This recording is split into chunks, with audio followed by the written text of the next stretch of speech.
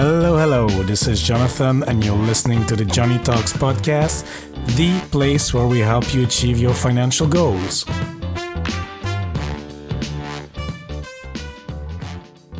Hola, amigos. Hope you're having a great day wherever you are. And if you're a new listener to the show, special warm welcome to you. I really appreciate you tuning into the show. And if you're a returning listener, welcome back. I appreciate it even more.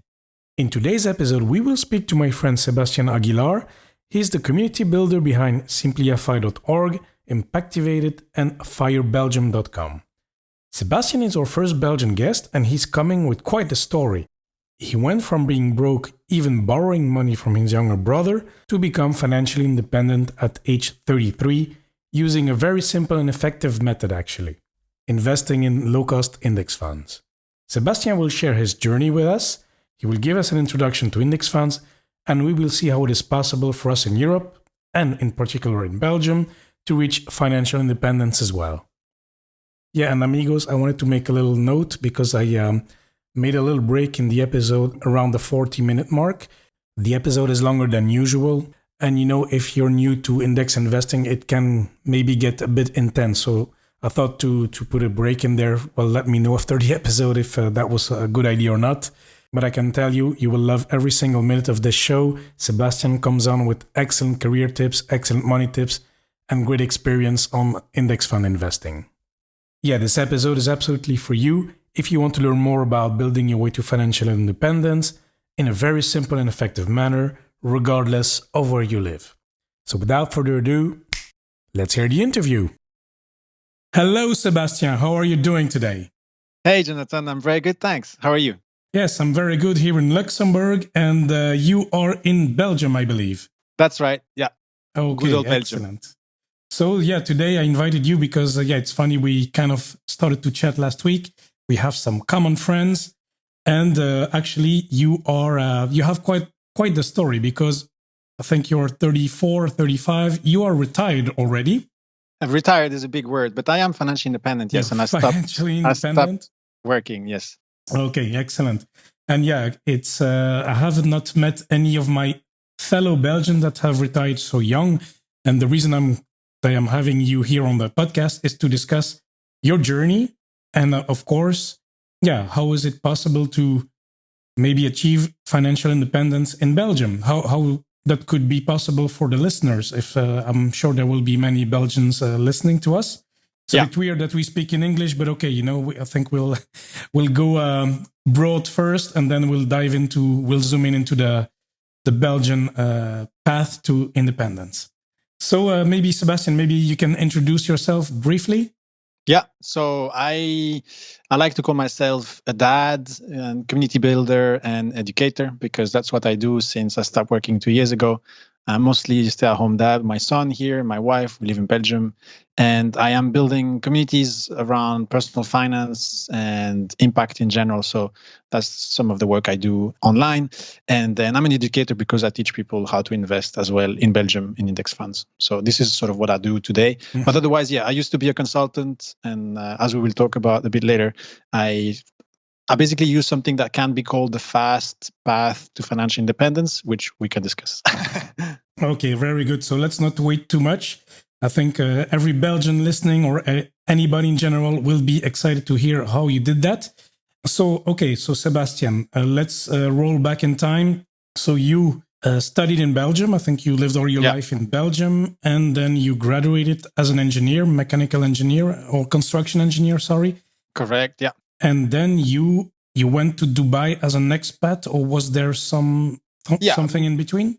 I guess, that's a good summary. I did study abroad. So I did a second master's in the UK. Mm-hmm. And from there, I moved to Dubai. I got an internship close to in Dubai on a project that was close to Masdar. We were supposed to be a super sustainable city, zero waste, zero energy emissions and all that. But so that's what drove me to move to Dubai. I had no idea about the life there and what would happen to me Yeah. because I moved there. So it's really a coincidence that I got to basically expatriate myself. I was always into traveling. I did travel a lot before, but never to that region. So it was a big jump for me. But it turned out to be, one of the best things in my life, in the sense that that's what triggered my path to FI, and what I like to call the fast path to FI, because I don't think this is possible. See, if I had done the same work here, I wouldn't be FI today for sure. It's because I was an expat that this was possible. Okay, I will not go too much into details, but I think it's important anyway for the listeners. So you say you discovered a fast way to FI in Dubai. Can you give us a few bullet points of how of your journey there and how you stumbled upon the FI movement? Because seriously, when I started my career, FI, okay, maybe it's unconsciously something I wanted, but I never really thought about FI and didn't even know the term. So can you maybe share your journey here? Yeah, so it started mostly because I was broke. So I got this internship. It wasn't very well paid, but it was enough for me to sort of go by over there in not even in Dubai, in the neighboring city called Sharjah. And it forced me to start tracking my finances. So at the end of my internship, I was left with just a few €100, and I did manage to get another job, but I had to bridge that gap, and I basically didn't have enough money, I knew. So I got out of the rental I had, and I crashed at a friend's place, and I borrowed money from my brother. So I was really at 0, 0, 0. I didn't have very big debt, right? So I used all my money to pay for my studies, and then I was there with zero money, just waiting for the next job to start. You were just getting by, actually.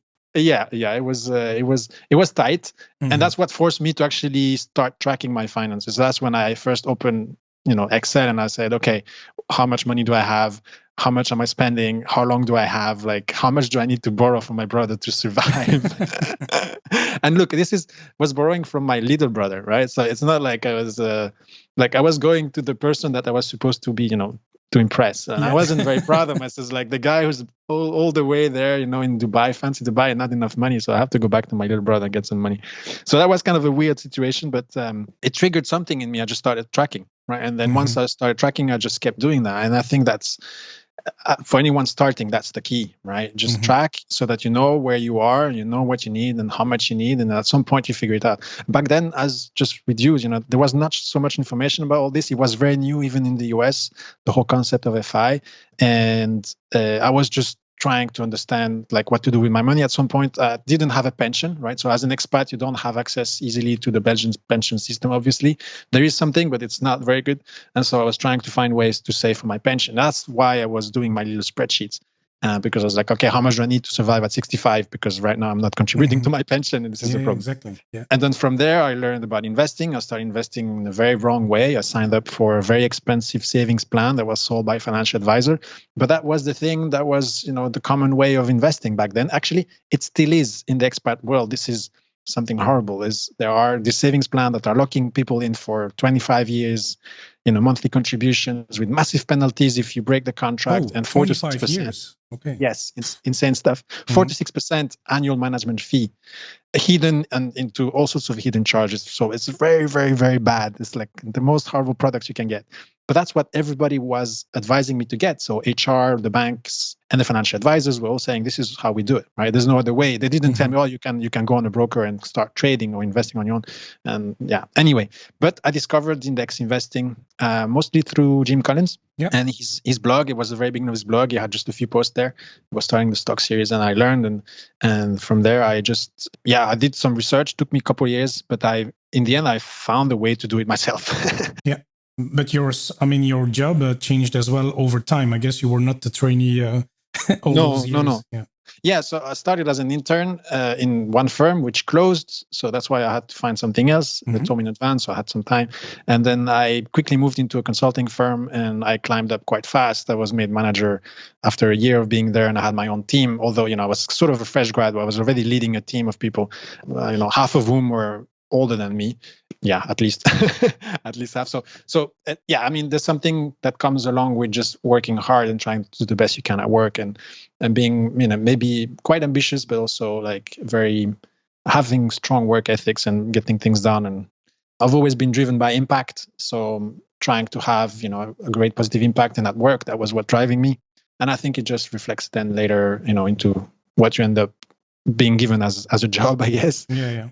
That helped me accelerate my path to FI, right? So there's I was thinking back then is like, if I can get, good positions and good salaries up front when I'm young, that will compound over time, because I start understanding compounding. It will compound in two ways. It will compound because I'm going to be saving a bit more, which will be invested, and then it will save more. But also my starting salary, whenever there's a raise, it's a percentage raise, right? Annually, they will give you. Yep. And so I was like, the higher I am at the beginning, the better it will be all the way through, because typically can only go up, right? That's what we normally see in corporate. So you want to be as high as you can on the pay grade type rank thing, and negotiate your way through. So yeah, I put a lot of effort in negotiating my salaries, very good. salaries.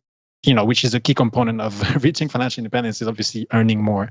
So I paid special attention to that, and that's I think that's part of again one of the factors that made me reach FI so fast. Another, some very big contribution to that is the fact that in the UAE there's no tax on income, and there's no tax on investments.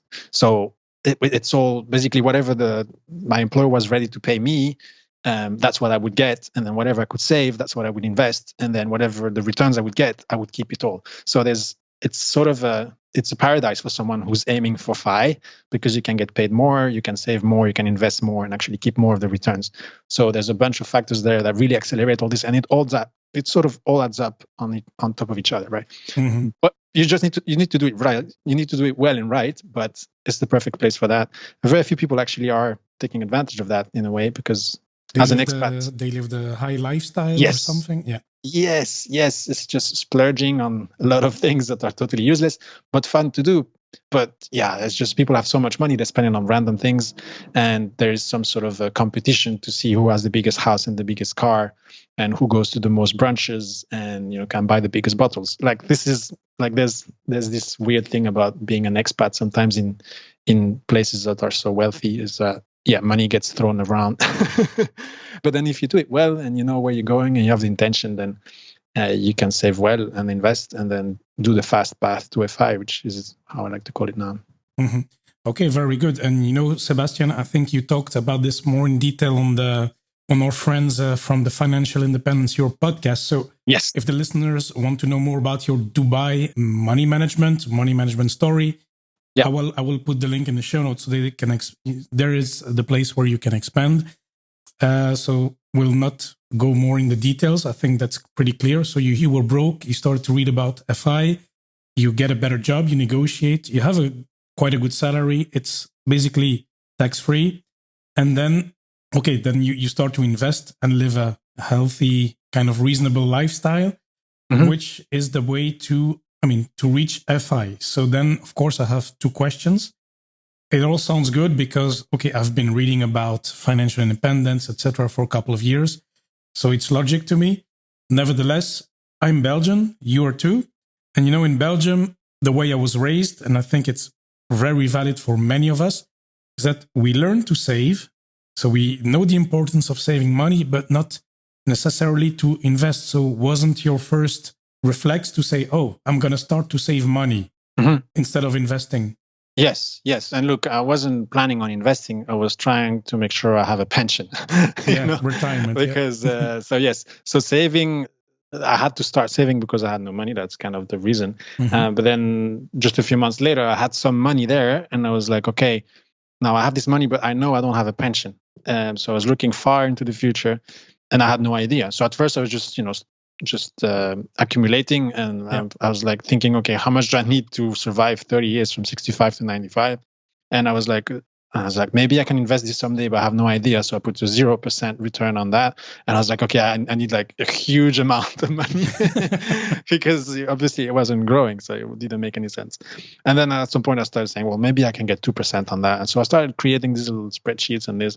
And so the numbers started coming down. So it's really like, I had no clue about all this, but I was just doing a lot of thinking and researching and doing a bit of playing with my Excel spreadsheet. But yeah, the saving part was the biggest part. The investing came later. basically when I started asking around, okay, what do expat people do for the pension? And then it was always pointing in that direction of these horrible plans, which were investments, but through insurance companies. So you were not really owning any of the assets. And anyway, it's just a horrible thing.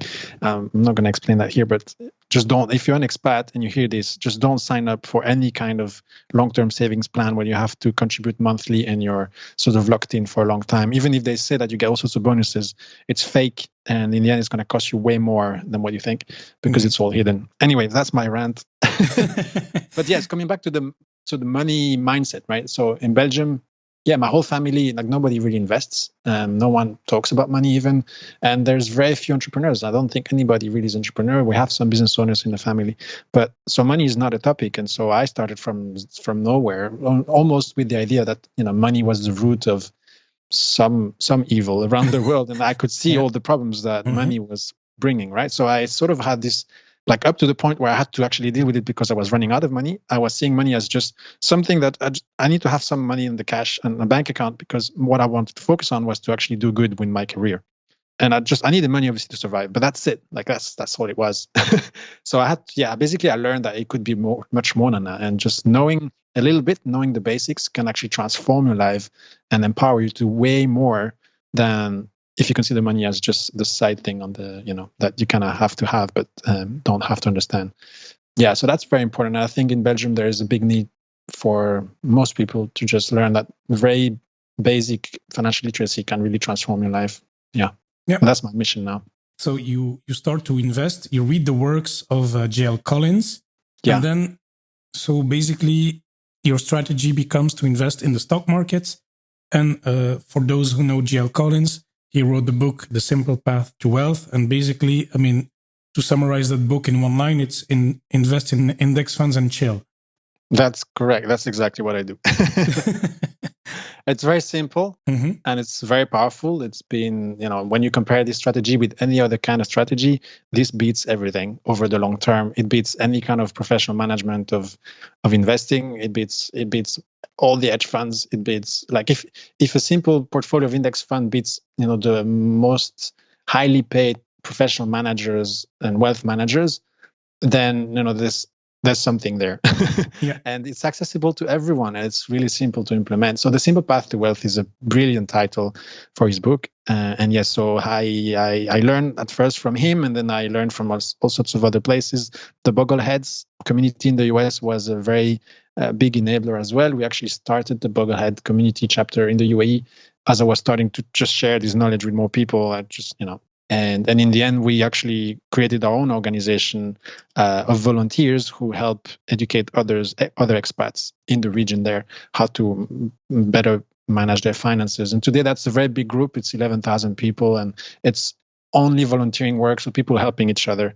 We've created a free guide, and we have all sorts of lectures online, and it's all there to help expats not get screwed, basically, and actually start investing the right way. And yeah, it's brilliant. This is probably one of the best things I've done in my life, is just start that thing and just give, it's pay forward, help people. And then this massive, beautiful community came up. And it's some amazing thing going on there. Okay. And then, you were in Dubai, you were making good money because Dubai is famous for, if you have a good job in Dubai, you can earn quite well, better than in Belgium, for example. Yeah. And then you don't have the tax. So, if you invest with an average return of 7%, or even more, then of course, having your path to wealth, to financial independence, will be rather short. But is it then possible to follow the same path in other countries, in France, in Luxembourg, in Norway or Germany? I think to a certain extent, some of it can be done, right? I got lucky in so many ways, right? First of all, I don't feel like I'm entitled to the position I'm in today, because most of it was luck. I was young and I moved to a place where I could make a lot of money, and then I managed to save, and I started saving because I was in the wrong place. But it's basically everything happened to me, and today I'm in this position where I can help others. So anyway, yes, some of that can be replicated, but not all of it. Getting a high paid job, it's possible here, but it will be very industry specific. So it has to be something that you kind of aim for when you decide on what you're going to study. And then probably in your current field, in people's already existing field, if they have experience, there are normally ways of expanding and scaling up certain things, either through digital businesses or by specializing into something very niche, etc. Belgium is also a great place for investors because we don't have capital gain tax on stock ETFs, and that is super powerful because it is the best way to grow your wealth in many ways. So Belgium and Luxembourg is the same, right? Switzerland is the same, no capital gain taxes. It's not the same in France or Germany or some of the other countries around here, but there's a few countries where investing is super powerful. But then, you earn and then you get taxed massively, right? So there's a huge income tax here. You don't want to be avoiding that. But the more you increase your income from, by climbing up or by specializing or by scaling up something digital, the more you can accelerate. Now, another route would be entrepreneurship.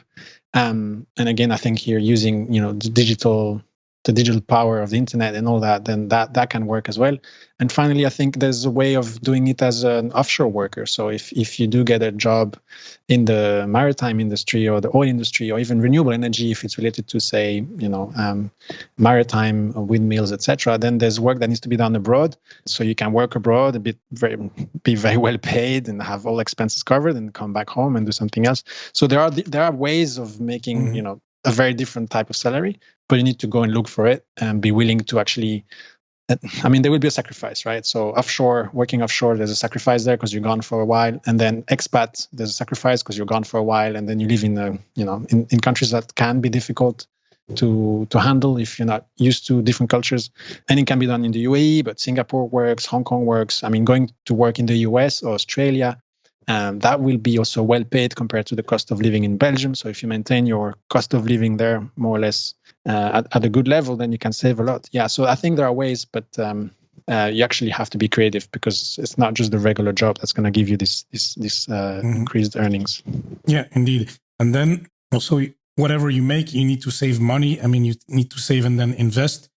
Okay, you're the specialist on index funds, and maybe just before we go, before we go into details on the path to financial independence using index funds, can you just maybe re-explain what are index funds? Because maybe there's listeners who listened for the first time, and index funds is like, okay, what is this thing? Is it buying Tesla and Apple, or is it buying Total? I don't know, Well, it's buying them all at once, right? So like an investment fund is a collection of assets that can be purchased normally through the stock exchange. So a normal investment fund would just buy a bunch of stocks from different places and follow a specific strategy. Typically, there's a portfolio manager that will manage that for you. And so you can get, good economies of scales and better prices and all this.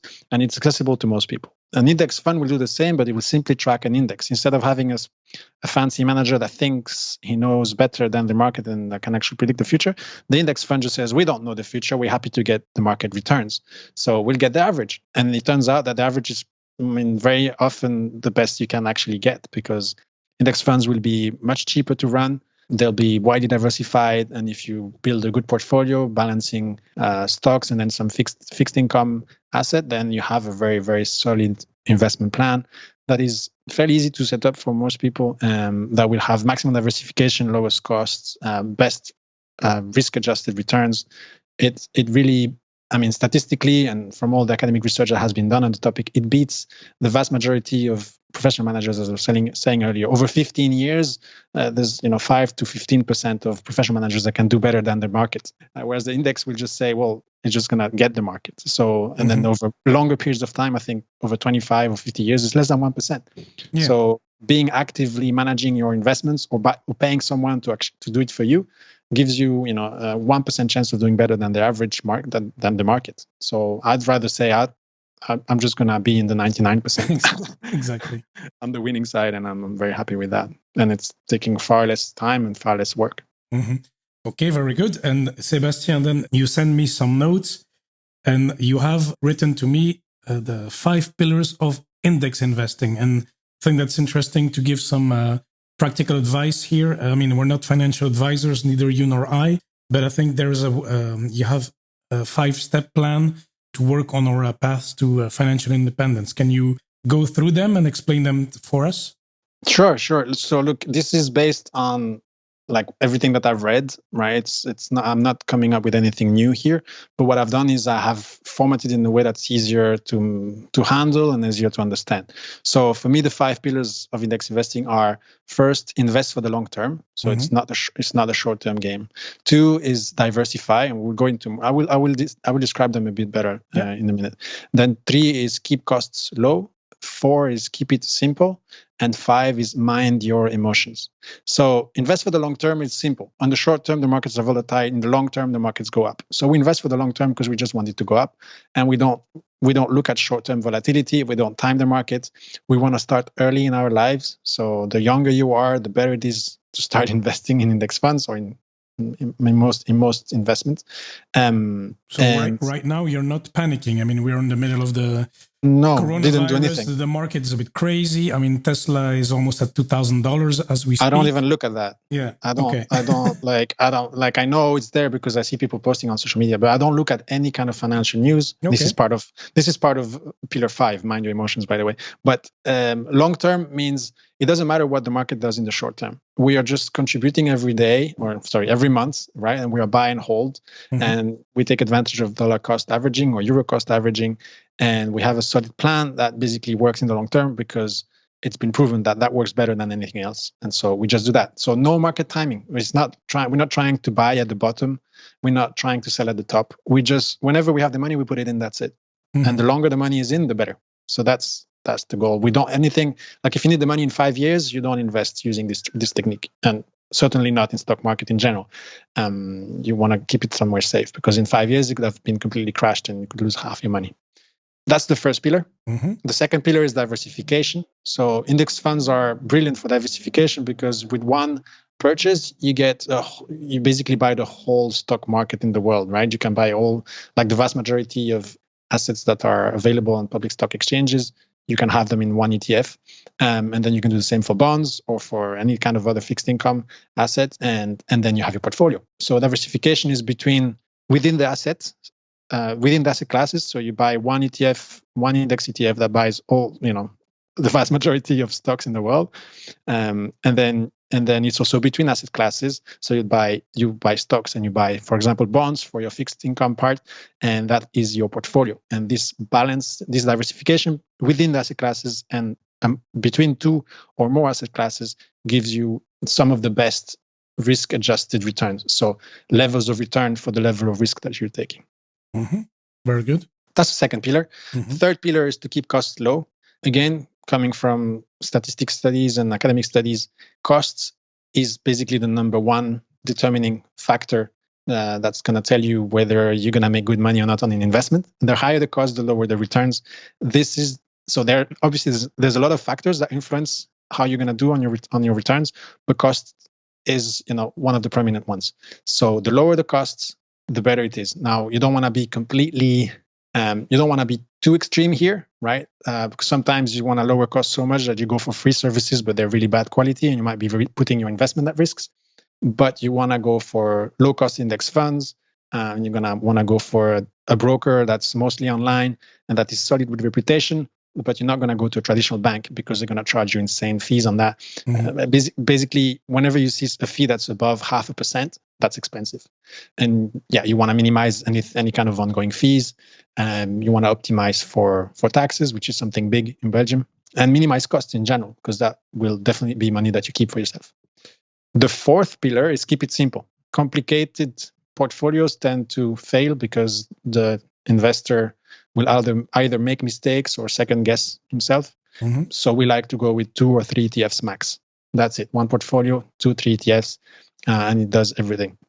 There's multiple studies that show that when you have more things, most DIY investors tend to just, as I said, make mistakes or second guess themselves. So for example, you have 2 or 3, say you have 3 or 4 index stock ETF, and and basically you're looking at their performance and you say, well, the European one is doing better than the Asian one, so maybe I'm gonna get rid of my Asian one. But that's basically changing your plan based on performance, which doesn't tell you anything about the future, right? So Europe have been doing better and Asia poorly, but actually that means that you should buy more of Asia because it's cheaper in a way, right? And who knows what's going to happen in the future? Maybe Asia will go up, but maybe not. Maybe Europe will go up. But the problem is that you have two ETFs, and so you are tempted to compare. So this is again some emotional thing going on. You tempted to compare, and then you tempted to change your plan based on stuff that's irrelevant because it's past data. It doesn't tell you anything about the future. Whereas if you have one ETF, then there's no questions. You have one ETF, it owns the whole world. It's easy. you can't compare, and you have everything. You get the average of the average, and that's what is going to be far better than most people and most investors. So keeping it simple is easy. Rebalancing between two ETFs is far easier than if you have 3 or 4. You can't make mistakes in the math, and you're not going to be scared of doing the rebalancing because it will be simple. If you have like 4, 5, 6 ETF and you have to rebalance every year or every 6 months or whatever it is that you decide for yourself, then it's a complicated task. And if it's complicated, you're not going to want to do it right now. You'll find a reason not to do it, and then you postpone, and then you never do it. And if you don't rebalance, maybe your portfolio will do worse. But anyway, keep it simple. It's easy. Yeah, absolutely. And finally, mind your emotions. That is basically, emotions are our biggest enemy. And whenever our emotions take over, then that's when we start making mistakes. And so here the key is to have a very simple portfolio and never look at it.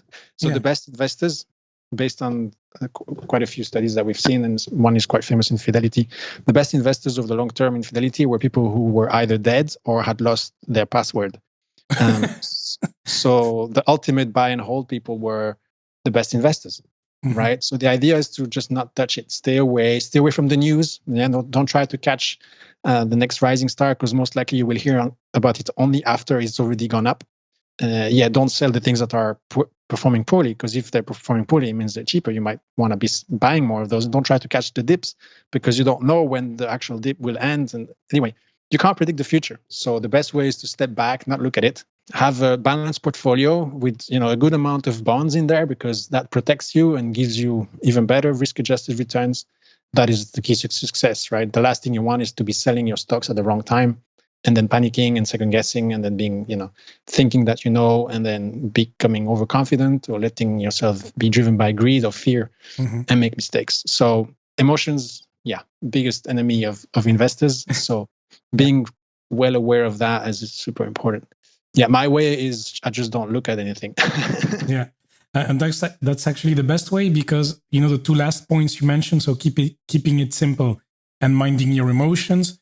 In the end, why do we invest? It's not because we like money and we like to watch charts move up and down every day. It's because we want to have some sort of financial security to build on our goals. Maybe we can touch upon it at the end, but it's because we want to live a better life. And this investing in the stocks, it's a tool to get there. So we should really be buy and hold investors, keeping contributing and maybe readjusting here and there. But basically, our time should be spent on the things we enjoy, things we love, the people we love.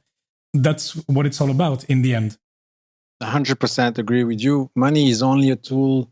Investing is only a tool. Financial independence is only a tool. And it's all for us to live better lives, right? So for me, one of the key aspects of index investing is it doesn't take much time. Like once you have it set up, you just have to contribute monthly. Sometimes you have to rebalance. But if it takes you 10 to 15 minutes per month, it's a lot. And for the returns you get, that's very little time. And then once you get to FI, it takes you, we look at it once every 6 months. So cool. We spend a bit more time because there's a few things we have to check. But overall, it's maybe half hour, 1 hour max every 6 months. So it's nothing.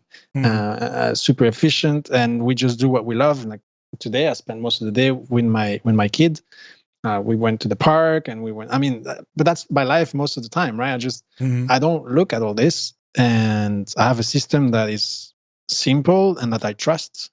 It's worked for the past 150 years. As long as humanity moves forward, this is going to work better than anything else. And it's simple, and it gives me confidence. It gives me peace of mind. I can make choices based on other criteria than just money now. And that is the whole point of financial independence: is you build security in your life, you have a system you trust, and then you can think of ways to make your life better today, right? You don't have to wait to get to financial independence. You do that today because you are in a safe position financially. You have it under control. You know where you're going, how much safety you have, and based on that, you can make decisions that are better for you. rather than for your employer, for example.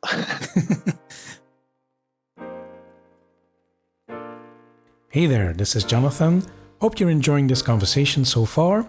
We have come to the break, and I think it's a good time to let the valuable information and tips sink in.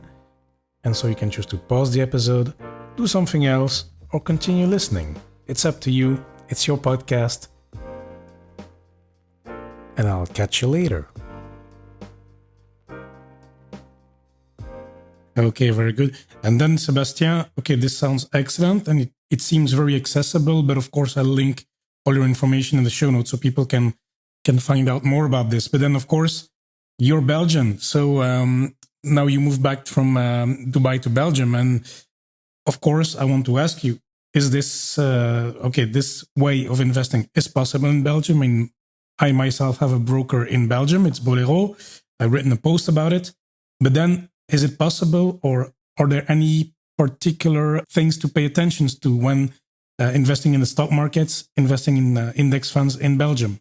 Yeah, no, that's a very good question. So most of the knowledge out there on index investing is from the US, and it's quite specific to the US. There's a lot of general knowledge as well. There is some information about indexing investing in Belgium, but in general, this is driven by taxes, and then the local regulations around broker and investments and all of this.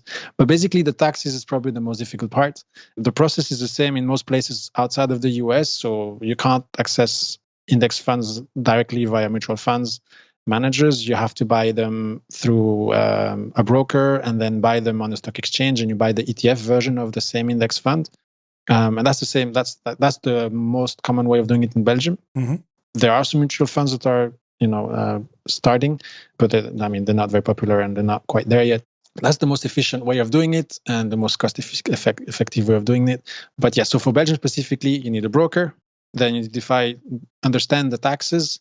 Once you understand the taxes, you select. You can basically have a short list of the criteria for you to select the ETF that you want to buy, optimize for the taxes, and then you open a brokerage account. You go find ETFs. You buy them on the stock exchange, whether it's most of the time it'd be one of the European ones, so that you get an Irish domiciled ETF for tax reasons, and then that's pretty much the whole process. We can go through each of the steps if you want in more details.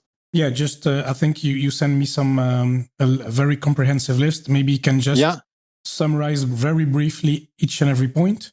I also wrote this template. I have this template that I use for my students on how to write your personal investment plan. It's a personal investment plan template, and it follows this approach as well. So if your listeners are interested, we can maybe make that available to them. They can download that document. It's a spreadsheet, Google spreadsheet. They can either download or copy, and then they can fill it in and build their own personal investment plan like that. Perfect. Yeah. It's tailored for Belgium. It's tailored for index investing. So if people are interested in that, that's probably, it's an easy way of getting to answer the correct questions in the correct order so that your plan is solid, basically. So let's do that, right? I'll give you the link to that, and so people can do that. All right, so the first thing you want to do when you write your personal investment plan to invest with index ETFs is to define your investment goals. It's kind of obvious, but sometimes not everybody does it, basically. You kind of want to know how much you want to have and by when you need it. Any money that you need in the next 5 years, it's better if it's not in stocks, right? Yeah, correct. But anything that's any money that you need in 10 years or more, 15, 20, whatever, for your retirement, for example, then it's good to have that index ETFs generally. When you think about financial independence, even if your plan is to retire in 5 years, you still want that money to stay invested for a very long time, right? So there's a good chance that anything that is related to independence, pension, retirement, that money will stay invested throughout that period. So if you're 50 and you plan on retiring at 55, don't think that the money is going to be needed in 5 years. It actually is going to be needed for the next, 50 years, hopefully, because that's how long you want to live and that's how long you want your money to work for you. Yeah. And so you have a very long horizon in that case. But anyway, so this is defining investment goals is important because if you want to have clarity on that, then you understand your risk tolerance. So risk tolerance, it's often simplified as being something like asset allocation is your age in bonds or your age minus 10 in bonds. I think that's too simple, and it's in some cases it can work, but in many cases it doesn't, because it doesn't take into account people's personal preferences and personal situations. So understanding your risk tolerance is answering a few questions related to how much risk you are willing to take, how much risk you are able to take, and how much risk you need to take. So those questions are actually in the template. I don't think it makes sense to go through them right now, but it's really assessing different aspects of your personal situation, whether you have a backup plan, whether you have a stable income, whether you need the money soon or later, whether you have already accumulated enough that you don't want to take more risk. And there's a bunch of things there that are important to think about. So obviously, I go into all this in a lot of details during my course, but I think with the now template, we can just really give a quick summary. Yeah. And the template would help because it's a summary of my course as well. So with the template, people can understand how that works and answer those questions for themselves. And then from there, you can determine your asset allocation, which would be simply the percentage of stocks versus bonds that you have. And once you have that, you basically have 80% of your investment plan done, because that's the most important part. Your asset allocation will determine the success of your investment, because it's both will drive the returns and the performance, but also the risk and hence the success rate. So if you take more risks and you're not ready for that risk, then there's a good chance you're going to fail and you will panic sell at the wrong time. But if you set a more conservative asset allocation, you might have slightly lower return, not very much, right? A bit lower return, but you'll be most likely to you'll be able to handle it in the long term. A small thing I want to clarify here is a lot of people in Belgium are 100% stocks, because there's a 30% tax on bond capital gain tax. There's a 30% bond capital gain tax for bond ETFs. They're actually making less money than someone who has, say, 10 or 20% bond in their portfolio and who rebalances regularly, because there's a power in just rebalancing. And the optimal return is not 100% stocks, I'm afraid. It's based on historical data. We don't know what the future holds, but based on historical data, that's just the wrong assumption. And as someone who has a 50-50% asset allocation type, is not giving up that much return compared to 100% stocks. So that's a very big misconception. 50-50 actually delivers very good returns. Okay. Maybe 0.5%, maybe 1% lower on an annual basis, but it's not like you don't lose half of the return. That's not true. Anyway, something for people to think about, because I see a lot of people taking more risk than they should, and then being exposed in case it crashes. There's a good chance they'll sell, and that's dangerous. Anyway, on to the next point, maybe understanding. So once you have that, you have basically 80%, as I said. The next thing you want to do is understand the local taxes. And yes, Belgium is fairly complicated. The taxes are even changing a bit, but understanding local tax is important, because then you can optimize for tax and cost further and select the right ETFs and have the right strategy. There are a few places, such as the Reddit Financial Independence Belgium group or the Financial Independence Belgium Facebook group, and a few blogs where some of this is explained. But so that's probably the heaviest part in terms of the learning. It's a big part of the course I give as well, obviously. But so understanding that is important. Another way of dealing with this is just saying, well, other people have thought through this and they have decided that this is the best portfolio to have, so I'm just going to follow that. That's another way of doing it. I don't know if it's ideal, because you kind of want to understand taxes, because it might change one day. You want to understand how to re-optimize them. But so taxes are important. Based on the taxes, you can define your selection criteria. So that could be the domiciliation, whether it's distributing or accumulating, where it's registered, and a bunch of other things, when to buy, when to sell, etc. So define your criteria, and then use those criteria to select the ETFs that you want to buy. And so you'll have a short list. Maybe there's going to be 2 potential ETFs for your stock allocation and 2 potential ETFs for your bond, or maybe more. And then you determine your rebalancing rules. That's something you do. It doesn't have to be exactly at this point in time, but at some point you have to determine your rebalancing rules. So decide whether you rebalance every 6 months, every year, as you contribute. So if you contribute monthly, then maybe you rebalance as you contribute. And this will have an impact. And this you did a bit more frequently at the start, because, you were learning as well, and then now you do it every 6 months or something, or? You don't really need to be always on target. But rebalancing every year or so is sufficient to stay more or less on target, and your exposure to risk isn't completely different from what you want, where you want to be. Sometimes if the market crashes, or if there's a good, there's a big raise in stock valuation, you could also rebalance at those points. Yeah. If there's, say, a 10% deviation from your target allocation or something like that. But it's not really important how exactly you rebalance, although you want to have a very clear and simple rule. What's important is to just do it once in a while, because otherwise you could deviate very quickly from your target asset allocation and be overexposed in case of a crash, right? So the biggest risk is, say, you have a 50-50 asset allocation, and then 5 years later, the markets have been going up and you're at 75-25, and you did not rebalance. And now you expose, if there's a market crash, you lose a lot more. Whereas if you had rebalance gradually, you would have been still at 50-50. Mm-hmm. And so if there's a crash, you're fine, right? Because you're not exposed 75%, you're exposed only 50%. So that's all what's for. So yeah, once a year is easy. Every time you contribute is easy. So whatever that is, as long as you do some rebalancing, you'll be fine. The next step is then selecting your broker. In Belgium, there are 6-7 very common brokers that are discussed on lots of forums. There are also some very cheap brokers that a lot of people are using. I would be careful about the criteria to select a broker. I don't think that price is the only criteria people should use. They should look at safety first, because in the end, it's the life savings being invested, or at least parts of them. So safety is probably more important. You wanna do some research on how safe the broker is, but also where the money is held with the custodian, maybe. Mm-hmm. What kind of security there is to actually access the account. Is it something that can be, if it's just a username and password, that's not a very secure account. Someone else could just log in and transfer money out. Yeah, exactly. There's all sorts of techniques to do that now today. So you don't want that. You kind of want to have at least a 2-step level verification, ideally with a DigiPass or a mobile phone app, something that's very well encrypted and all this. So that's important. And then you also want that broker to give you access to the ETFs you want to buy. Mm-hmm. Which one do you use, Sébastien? So today I'm with Interactive Brokers. Yeah. I'm considering moving either to Lynx or to Bolero. This is where I am today, because I still have my broker from when I came back from abroad. Yeah, so you kept it. Yeah. Yeah, my investment is all in dollars as well, because I invested in dollars at first, so it's all there. The reason why we select our ETFs before selecting the broker is because you don't want to open an account with the broker and then that broker doesn't have the ETFs you need. Well, you can do that, but then you have to open another brokerage account, which is fine too. Anyway, so you open the account, you have to fill up some forms and send some paperwork. And you have to fill in answer to some questionnaire that they will check your level of understanding of investment, and then only you will have access to the account and you can fund your account. The next best way to deal with this, this can be a little bit overwhelming for people who have never done this before. These platforms can be complicated.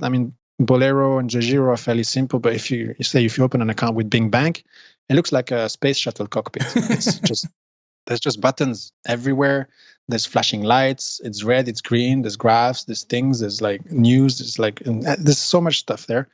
Anyway, so either you pick a very simple platform, but even then you still have to find the ETFs and all this. So it's better to learn to do that with someone who's done it before. So either a friend, someone from the community, someone who teaches this, whatever, so you kind of want to go through that overwhelm, get over that overwhelm and start trading. And the most difficult part is to do the first trade, right? So for the first trade, get some help. Find the right ETF, make sure it's the right stock exchange, make sure it's the right currency, make sure the stock exchange is open and that you make the trade during opening hours. Make sure you're actually putting some sort of limit on your trade so that you don't get any surprise.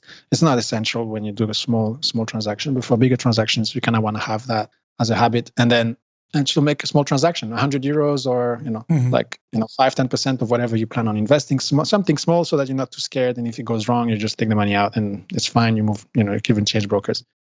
But so I would say, yes, start small, get used to it. And once you're confident in your abilities, then you start investing more regularly, monthly, for example, or quarterly, depending on how you want to optimize that. And then you try to put everything on autopilot. So you try to make some automatic payment into your brokerage account from your bank account. So you pay yourself first, right? Mm-hmm. That way you don't spend the money. And then it's easy. You just log in and just do the purchases. Yeah, so the more you can automate, the better, because then you can have a system that you trust and you can actually focus on what really matters in life and relax. Perfect. So that's sort of the process. Mm-hmm. Yeah, so the templates goes through that and has space for people to answer those questions. Okay, excellent. I think that's excellent, and I'll link it up.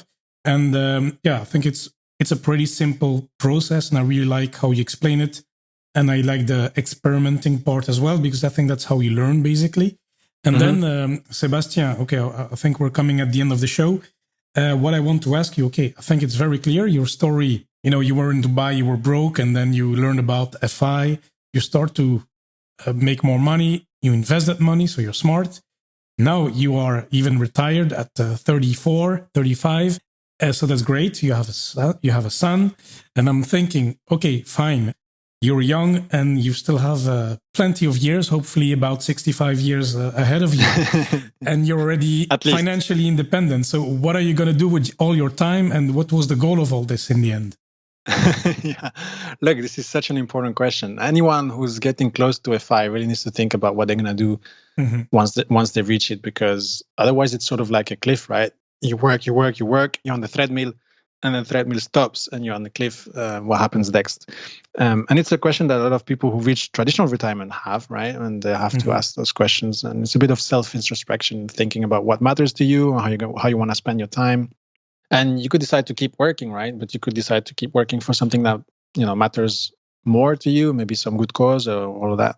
So I started asking those questions, maybe 2 years before I got to FI, and I was really doing all the research because I was like, okay, what is it that I can do that's going to have the most impact? Because in the end, that's what drives me, and that's what drives me at work. I just knew that I could do something else better, maybe, And so as I was looking I was Googling this question in all sorts of ways, and I was just trying to follow the trails to find these answers. And I came across another community called Effective Altruism, which focuses on asking that question: how can we do the most good? Using reason and evidence, how can we do the best we can? Like, how can we do the most good using the resources we have, right? As individuals, with our skill set, with our time, with our money.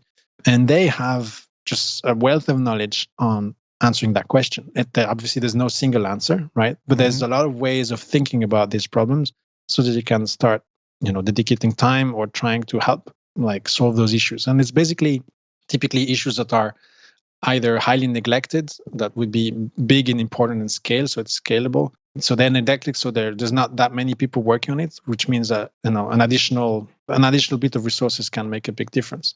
So there is a way of thinking about this. There's a very good framework that they propose to think about those questions. And so I've taken inspiration from that, and I actually started a blog back then called Impactivated, and I wrote about this, the idea that with financial independence we can actually do a lot of good because we free up our time. We have a skill set that's highly valuable. We, most of us achieving FI, we have done something that society values enough to pay us well, right? And we've been smart and disciplined enough to actually invest in the right way and actually have a plan to be able to stop working and relying on a paycheck. So we are, we're not the average. We're not the average. It's like this is not for everybody. Obviously, reaching FI, and so we have value, and this value can be directed at things that make a very big impact. And so that's the whole purpose of Impactivated. This is what drives my decisions today.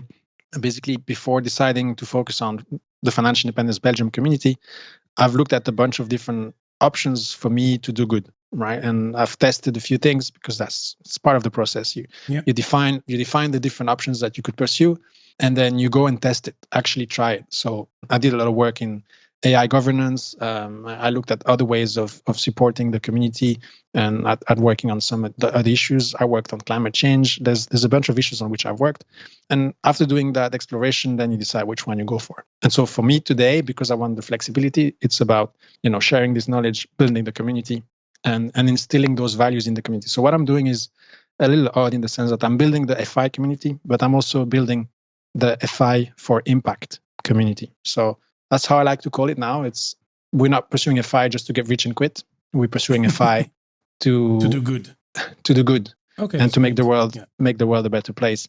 And so that's my philosophy. That's what I share on this blog. And there's a Facebook group that is about FI for impact. For those who are interested in that conversation, it's how can we do good with financial independence? And there's a lot of very good ways. Some of them can be heavy, but there's also very simple ways where we can have a massive impact. So I invite people, if they're interested in this topic, to listen to the Financial Independence Your podcast number 36, which is where I spoke about this with Araminta there, and to check out my website if they're interested in more. Because in the end, that's where I'm going. Long term, I'm doing this thing short term. My long term goal is to have a very big positive impact and hopefully bring a lot of people along with me. Oh, fantastic! That's great. I really like to hear that, Sébastien. And then, Sébastien, we've come at the end of the show. So thank you again so much. And before we move on, I will just, we just have our 3 quick fire questions. All right, let's do it. That we ask every guest. So number 1, Sébastien, what is the best investment you've made so far? So for me, I think it was those 2 years where I struggled with my finances and I struggled to understand how to invest because I mean, I learned something incredibly powerful. And, now that I have the system set up and I have all of this working, I have, a system that works and it lets me focus on what matters and on things of high impact. And I think that's my best investment for sure. It took me a long time, but it's worth it for sure. Yeah, absolutely. It's a time investment it's a short time investment for long-term gain.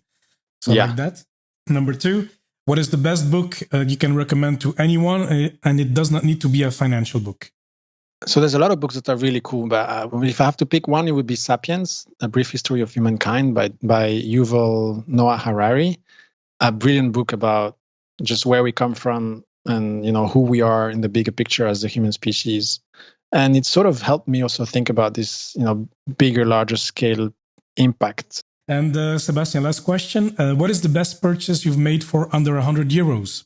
So it's not exactly under 100 euros because it's a subscription. It costs $5 a month and it's a meditation app. It's called Waking Up. Okay. And it's the meditation app by Sam Harris. It's made for complete beginners. It's got no woofy guru stuff in there. It's backed by science. The guy, he's a neurophysician, I think, a neurolog, and at the same time a meditator, and he's learned from the best from around the world, and he's using science to back up all of his teachings. And it's really well made. It helps people start meditating and get some of the benefits very early on in their lives. So like we talked about emotions from an investment perspective, I think this app has helped me better understand my own emotions in life in general. And that's just beautiful and powerful and very useful. Okay, excellent. And so, we've talked a bit, Sébastien, about where people can find you, but can you maybe just really summarize quickly where they can find you, your Facebook group, etc.? Yeah, so if you are in Belgium, then the best place to find me would be on Financial Independence Belgium Facebook group or meetup group. If you're an expat or live outside of Europe, then simplyfi.org would be the place. There's a Facebook group as well for that. On the Financial Independence Belgium, there's also firebelgium.com, which is the website where all of this is well described as well. If you're interested in the impact aspect of things, so that would be my blog, impactivated.com, where I write about this, and then the Facebook group called FI for Impact. Yeah, I think these are the best places. So there's a bunch of places depending on your interest. Okay, very good. And so, I like it. It's for Belgium, for international, etc. So that's very cool. Okay, Sébastien, I think that's it for today. Thank you again so much. I think it was a lot of value, a lot of great insights, a great story. So thank you so much. You're very welcome, Jonathan. It was a pleasure speaking with you. I hope that you enjoyed this episode and that you find it valuable for yourself. And let me know about the break thing that I introduced for lengthier episodes. Let me know if it's useful or not, or if it's completely useless and I'm wasting my time. At least I had fun doing it, finding the music and everything, but that doesn't matter to you. So let me know if it's useful or not. Anyway, before we head off, as usual, the key takeaways, I'll make them short since the episode is quite lengthy already. So number 1, on Sebastian's story, well, his financial journey all started with tracking his expenses, so that's very crucial. Next, be wary of those rip-off savings plans and investment products that are pushed onto you. Look at the hidden fees, understand what you're getting into before locking yourself in for a number of years. Salary raises will usually be a percentage of your base salary, so it's important when you get into a job to negotiate well, so you start off with a higher base salary, which will then increase your salary even faster than usual.